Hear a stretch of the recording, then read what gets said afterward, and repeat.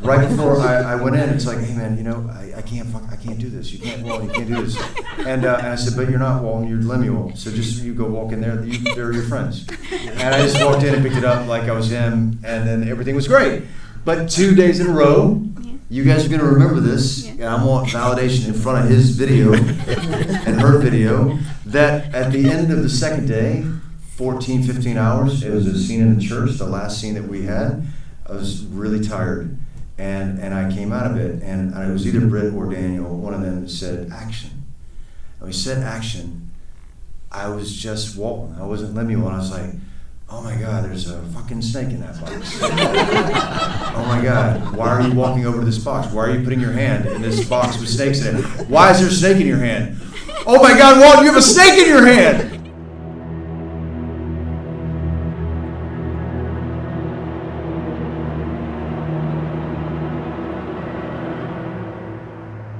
I'm film critic Amy Nicholson, and I would like your help in joining some people to the stage. I would first like to bring up writer-director of the movie, Britt Poulton and Dan Savage.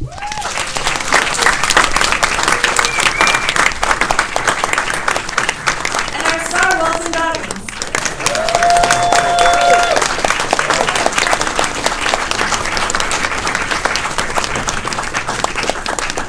The power didn't go out tonight. Thanks for coming out. Oh, so I have a ton I want to ask you, and I want to leave some time for people to ask questions here too. So I just want to jump in and say, who did y'all cast first? Did you cast Walton or the snake? I barely beat the snake. I think, babe, no, I know who these guys cast first, but you guys, is such a great story. I want Dan to tell this story because Dan is who brought, through his extensive research, he brought us our snakes. So this is the first script that Britt and I ever wrote. We taught each other how to write, we taught ourselves how to write on it. And when we were just beginning the casting process, as two kids just out of film school trying to hoodwink incredible actors such as Walton into being in our film, our producer, Danielle Robinson, before we were meeting with Alice Engler, who plays Mara, our lead, said, how are you guys going to do the snakes? And we said... She said we couldn't meet with actors until we could answer that question. Which was true. And so we emailed our wonderful reptile handler, Jules Sylvester, whose snakes have been in every movie that has snakes in it, Snakes on a Plane, and The Fallout. And Jules and his snakes were the first actors on this project. And he was a real incredible mentor for us, on set, dealing with these animals, making sure that we respect them and keep them safe, throughout the whole process. But you guys, just I'm not moderating this, I promise. But Olivia Colman you guys went to Olivia first, right? I mean, she was early. You guys were very early. So Olivia was attached to our project for over 3 years before we ever walked foot on set. But the truth is Alice Engler was the very first actor that we ever attached to the script, and she read a very early draft, something that was like gobbledygook. I wouldn't pass it along to anybody, but she saw something in the story, she saw something in us, and she was with us through every stage of development. So Alice has actually been on this journey with us for over 5 years. And really before we started going out to other actresses and actors, Alice she was like the third in her, she was entered a little throuple. And so when we got the script ready and we were really serious about making it, then we started casting others, and Olivia was the first among them. I mean, I love it you had such a collaboration with Alice, because for people who don't know, she's Jane Campion's daughter. She's a director in her own right. I'd love to know about that collaboration, and also your collaboration with her, Walton, and your scenes together, because there's so much tension that you guys are having to channel. I'm throwing it to everybody, so everyone wants to see how this is great. Alice is first and foremost a storyteller, and she's an incredible artist. She's an extraordinary filmmaker. Her film, The Boyfriend Game, is exceptional. I went to Toronto. It's really special. You can find it online. And acting is just one of the many ways she expresses her art and tells her stories. And so very early on, her just emotional and intellectual curiosity was so invigorating to us as we were developing the script and really shaping her character. And she 100% helped us imagine and author this story. And she's an incredible human, a delight. She's funny and irreverent and brilliant. But yeah, we wouldn't have made this movie without her. For me, with Alice, well, I mean, just with Britt and Dan, it was, from the very beginning, when I read this, not in a vacuum, and I knew, like, Olivia was attached, and our agents, we have an agent in common, and I read it, and I just thought, who wrote this? Like, how does this exist, kind of in the world? I mean, I'm not from a snake handling community in Appalachia, but I am from Georgia, and I dated more than a couple of Pentecostals in my life, and I didn't let you date them. Well, it was different. I mean, it was in the 80s. It was a little different. I was just so thankful, really, that this story existed in the world. And I just desperately wanted to kind of meet the two people that penned it, and then we met and talked at length, kind of about what it is that they're doing and what it is that they're trying to say. And the very first time that I met Alice, I just fell in love with her. I thought, like, literally the first time in a Holiday Inn in Southern Ohio, we rehearsed a scene, and that was it. It's like, wow, this is good. And I'll just add, I think one of the incredible things that really united all of the actors we brought to the project, was really the value to approach a subject matter in an unbiased way. We knew that we were exploring a culture and tradition that was different than our own. It wasn't one, as Walton said, that we grew up in, and I think that shared value of respect, was something that really united the production. From the top to the bottom. Yeah, I'd love to know more about that. I mean, I know that, Britt, you came from a family, you grew up in the Church of Latter-day Saints, and that neither of you are religious at this moment, but, like, kind of figuring out through this process how to show that respect and not approve of snake handling, but to show that empathy for it, which your character also had to do. Your character is so convincing. He's a pillar of this community who really values this tradition. I mean, how did you walk that line? And I'm wondering also, was there anything you sort of thought of or kind of considered differently in your own relationship to faith or community or what grounds us? I think that's an unbelievable question, first and foremost. Thank you very much for asking that question. I don't know, for me, I live in Los Angeles. I've been here for 30 years, probably only been here 12 out of those 30 years. My mother was a Paramhansa Yogananda devotee. I've been all over the world, like, studying religion, and at the end of it, I have formed my own personal relationship with God. It is secular by its very nature, and I read what these guys wrote, and my wife and I stayed up late talking at length about the limits of our secularism, and there are fundamental questions that my son has. He's 8.5 years old, that I can't answer. And when I read their story, I was envious, of Lemuel and his convictions. While I think that there are limits and it is claustrophobic, certainly in his interpretation, I know that he has his answers, and he has the answers for his community. And I don't have all of those answers, but I know that Lemuel was coming from a place of love. And that's what they wrote, and that's how I saw it. It wasn't a place of manipulation. It was a place of, it was a reaction to the things that were going on in their life. And one reaction whenever you come upon hard times is you turn to God if you didn't have God in your life beforehand.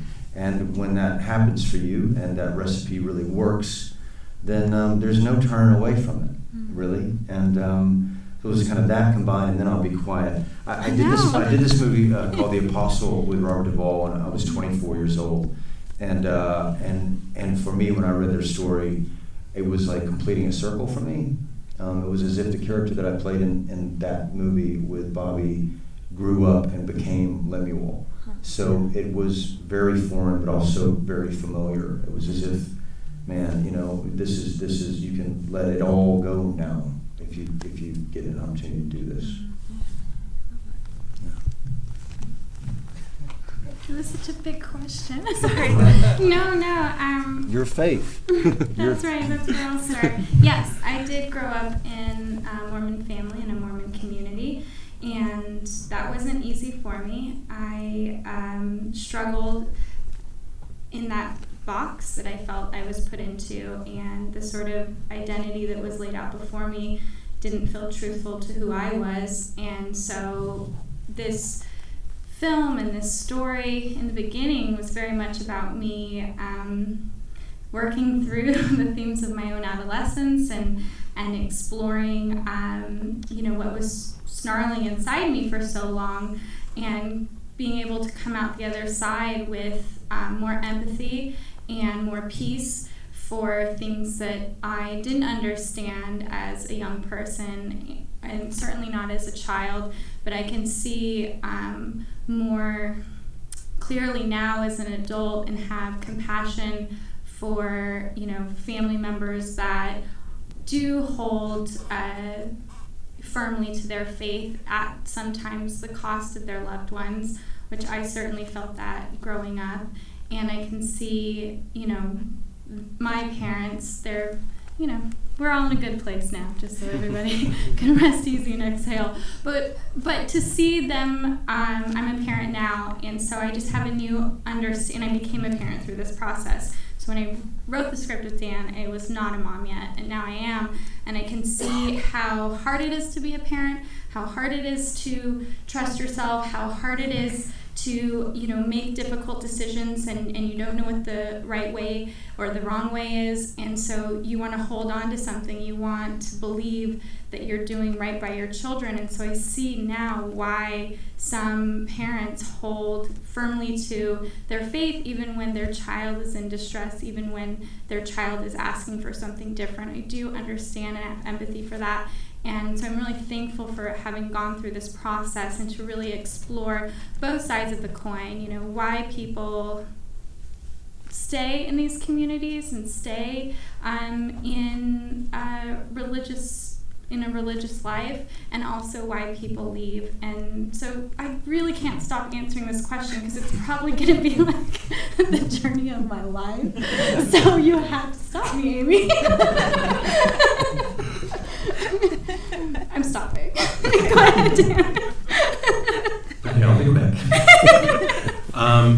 I think in a lot of ways my first encounter with Pentecostal snake handling was through an intellectual lens. And so for me, a lot of this film was sort of about a journey towards understanding these people. I think a lot of us, understandably, the first time we encounter snake handling, it's understandable to be a little frightened, a little scared, because it is, to see someone risking their life for something as intangible as faith.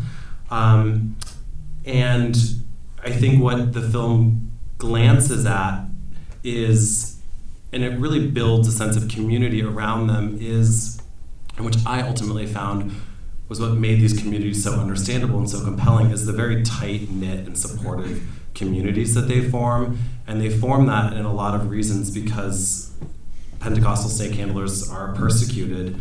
They're mocked and maligned by the media, but in many of the states in the southern United States where it's still practiced, it's actually criminalized. And so the snakes are rounded up, pastors are arrested and thrown in jail, and it really begs all sorts of really interesting questions about what constitutes a legitimate religious practice, and who is to say what is or is not a legitimate religious practice.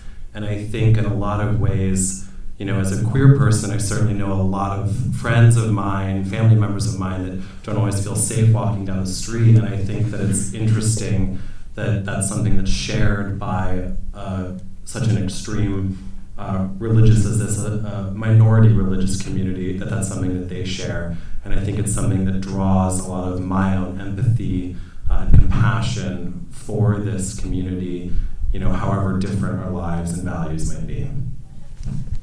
I thought it was going to be quick.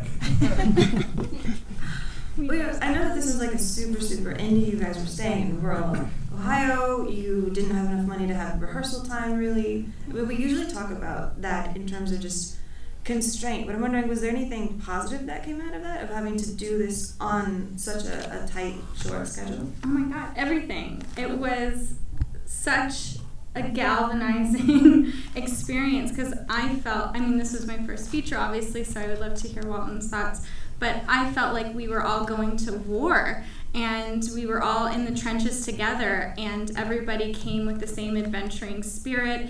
It was a little like camp, like we were just away for this, like in the woods, fighting every day to make this movie happen, through bad weather, through any unforeseen obstacle, and it just felt like we were all on the front lines together. And I thought that energy, that camaraderie, that shared mission just reached every aspect of the production, and it was so fun. And I really think we got through some really challenging, hard times just because we had no choice.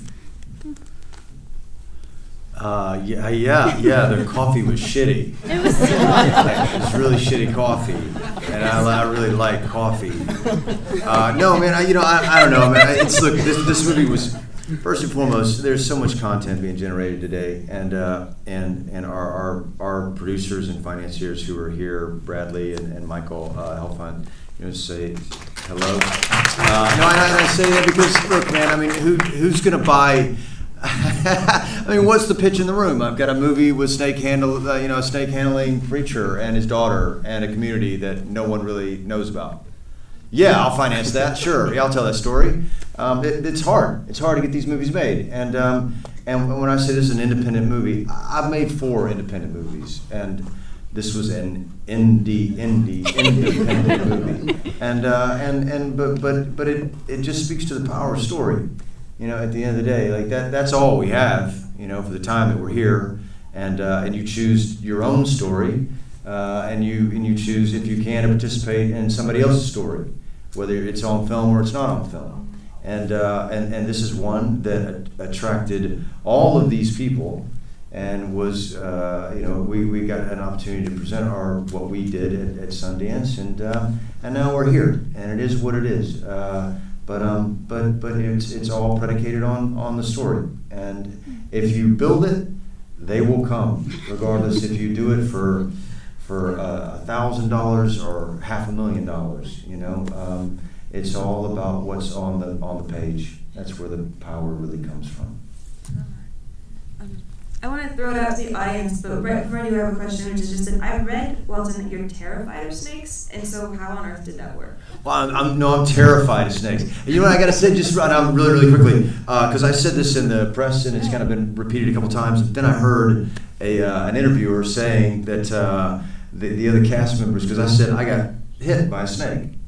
And the other cast member said, I think I'm going to call bullshit on that. Like, that didn't happen. And that's bullshit. I call bullshit on their bullshit because you remember, nobody was there. It was just Alice, myself, and the 2 of you. And it was the last night that I worked, and I dropped. I'm so scared of snakes. I'm so scared of snakes. Like even behind glass, I'm scared of snakes. And the time came, it was the time came, and it was the day. It's like I knew snakes were in this movie. I knew this dude was a snake handling preacher, but I didn't really think that I was really gonna have to pick them up, even though they said that was a part of it, the deal. And then the time came, and I didn't want to see them. I didn't want to talk to them. I didn't want to hold them. And then the day came where today's a 14-hour day, and we only had 3 days with the snakes. Only 3 days. 3 days total, and I had 2 of them, and so right before I went in, it's like, hey man, I can't do this. You can't do this. And I said, but you're not Walton, you're Lemuel. So just you go walk in there. They're your friends. And I just walked in and picked it up like I was him, and then everything was great. But 2 days in a row. You guys are going to remember this, and I want validation in front of his video and her video, that at the end of the second day, 14, 15 hours, it was a scene in the church, the last scene that we had. I was really tired, And I came out of it, and it was either Britt or Daniel, one of them said, action. And we said action. I was just Walton. I wasn't Lemuel, and I was like, oh my God, there's a fucking snake in that box. Oh my God, why are you walking over to this box? Why are you putting your hand in this box with snakes in it? Why is there a snake in your hand? Oh my God, Walton, you have a snake in your hand! And he felt the fear, and the snake hit me like that. And he didn't have any teeth. He wasn't venomous. It wasn't a problem. And I dropped it immediately. And when I dropped it, I said, "Oh my God! Oh my God! Oh my God!" And I actually remember this. You're right. Thank you very much. So thank you very much. I do remember this. So when it happened, Jules said, "Just back away, step away." Oh, I do remember. Yeah. Thank you. Oh, Are you yeah. kidding me? I'm making this up. Like I don't have my ego's not tied up in getting bitten by a fucking snake. And so then, but it was all predicated on that. So, but I made peace with them. But I will never do another movie with snakes in it ever again. That's it. I will add. That's so that happened. No, So that let's settle happened. this. It happened. That happened. I will add, and I feel like we probably told you this before we started shooting, but we may have elided it. So the snakes are non-venomous. You know, they're snakes that through convergent evolution look scary as heck. They look like rattlesnakes, so they ward off their natural predators. But so they do have like little puppy teeth, but so if they bite you, it doesn't hurt. And I do remember asking Jules, I was like, they're never gonna bite, right? And he was like, no. And I was like, okay, so no. He was like, no. So I think he might have been trying to tell me something. Yeah. But, you know, it was just a puppy. The company line, though, was that they were not going to bite the actors. No, it's all right. It's cool. Thank you, guys. Thank you very much. I appreciate that. So I think we have time for a few questions. I'll probably repeat them just because it's a big theater, and then like for people to answer them. Yes. Yeah, I was totally engaged in the whole movie. It was very tense, and I didn't even notice if there's any soundtrack there in terms of music. I was totally absorbed. And there's no question, just want a quick comment. In my experience, I grew up in the country. We had red-bellied black snakes and brown snakes, 6 brown snakes, who will chase you or which will chase you. Not the deadly type man, but this is from Australia. They're deadly good. Also, I was a Mormon church leader in a very small congregation at the age of 20. Now, I was very immature 20. I had to counsel an elderly couple who were living together, but they were living in sins, and it didn't seem right to me. I eventually moved away from that. Been fascinated by religion my whole life. Yeah. And I was looking at your part, Walton, about how, and you've already answered this, how you channel is sincerity, unwavering sincerity, with no human ego coming into it. It's just your belief. And I was going to say how you did it, but you've answered the question.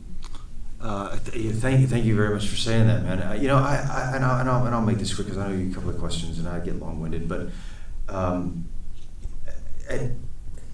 do I say this? At the end of the day, and at least in America, like I come from a little small town outside of Atlanta, Georgia, but I've been all over the world and I've spent a lot of time in rural communities in a lot of different cultures, and I pride myself on that, and I look for those experiences. And there is nothing going on in a lot of these small towns, and God is what's going on.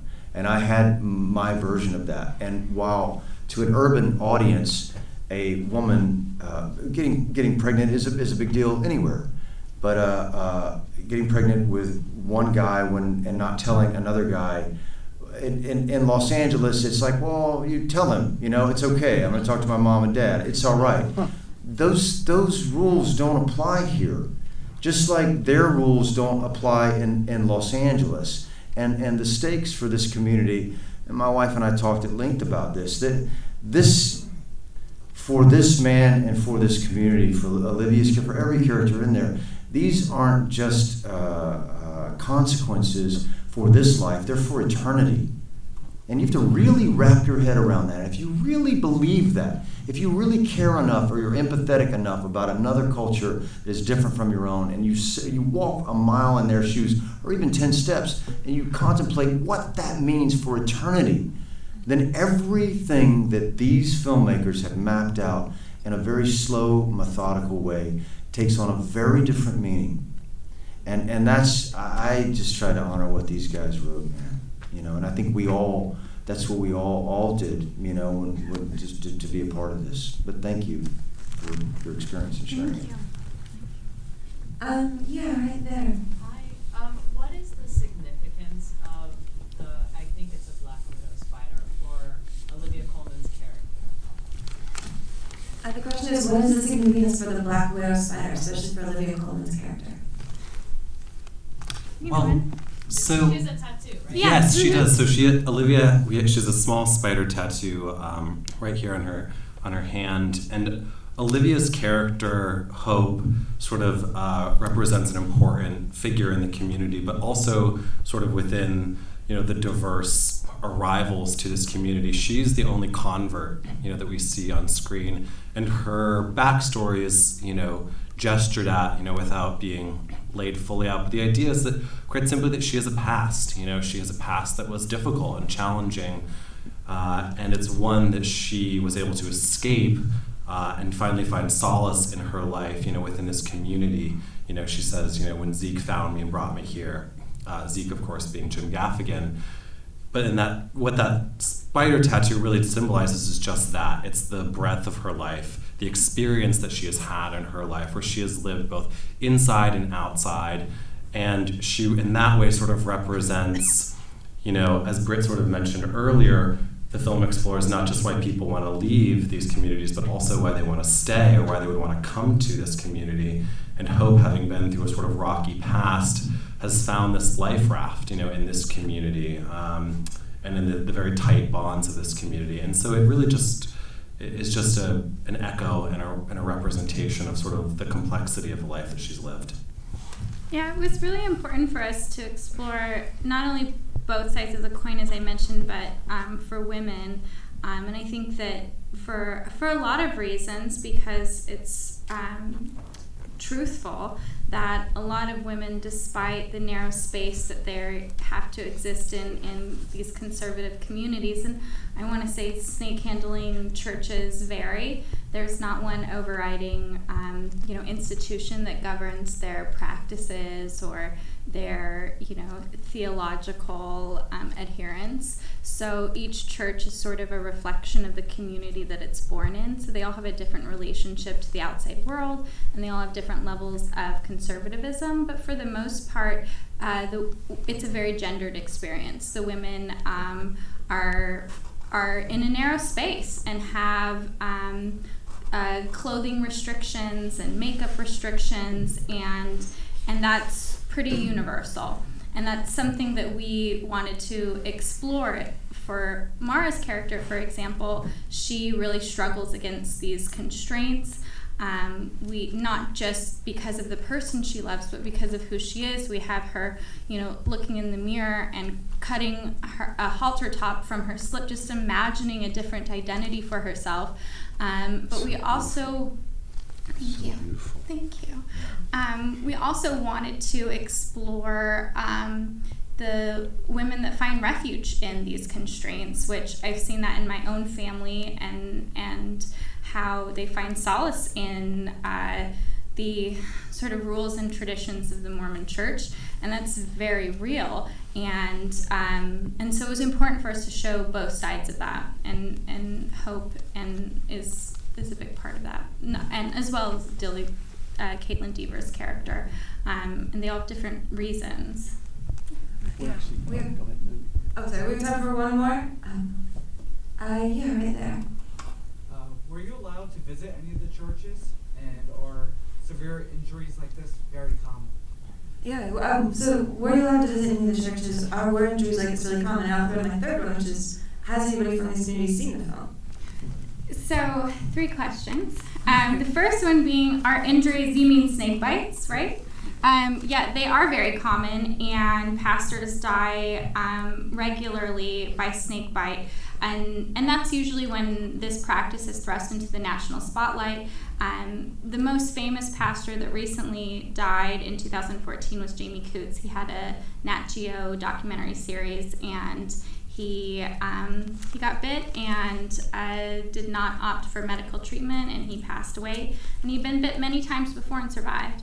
And so yes, this is a perilous ritual, and people do die.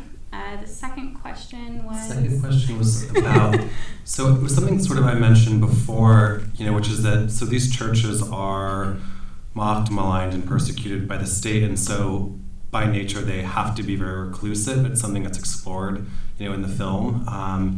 And so Britt and I did immense amounts of research in order to accurately represent to as well as possible these cultures and these traditions, but it's a work of fiction. And so we did put that research away, and as she mentioned, all of these churches are different and they each have their own rules and hierarchies and relationships to the outside world. And so we aren't speaking for this culture, as a monoculture. Each one is very different. But one of the things that really does unite them is often a sense of isolation and reclusion from the outside world, just because of the very real dangers that they face legally.